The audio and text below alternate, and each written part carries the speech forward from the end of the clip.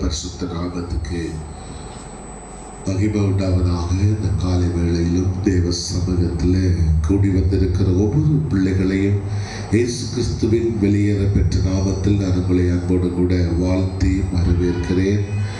இந்த புதிய மாதத்தில் கர்த்தர் உங்களை என்னையும் கொண்டு வந்திருக்கிறார். ஆமென். இந்த 10வது மாதத்தை நாம் காண்போம் என்று நினைத்து பார்க்க முடியாத எத்தனையோ சூழ்நிலைகள் வந்தது. ஆனால் கர்த்தர் ஒருவர் உங்களை நடத்தினாருங்க. தேவன் நடத்துவதற்கு மிகவும் ஒரு அற்புதமான தேவனுங்க.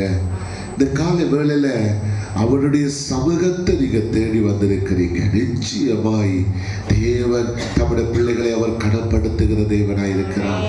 அவர் கனப்படுத்துவார். அவரை கனப்படுத்துகிறவர்களை அவர் கனப்படுத்துவார். அவருடைய சமூகத்தை நீங்கள் உறுதியாய் பற்றி பிடித்துக் கொள்ளுங்கள். கர்த்தரை உறுதியாய் பற்றி பிடித்துக் கொள்ளுங்கள். என்ன வந்தாலும் எது வந்தாலும் எது நடந்தாலும் தேவன் ஒருவர் எனக்கு போதும் என்று சொல்லுங்க. ஆமென். அல்லேலூயா.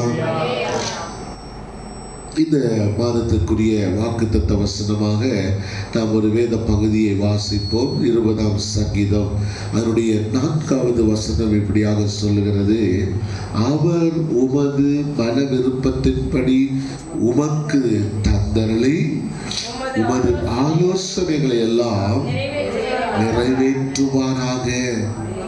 உங்களுடைய ஆலோசனைகள் எல்லாம் கர்த்தர் நிறைவேற்றுவாராக. கர்த்தர் சொல்லுகிறார், உன்னுடைய மன விருப்பத்தின்படி அவர் தந்தருளுகிற தேவன். காலை வேளையில அவருடைய சமூகத்தை நீங்க நோக்கி பாருங்க.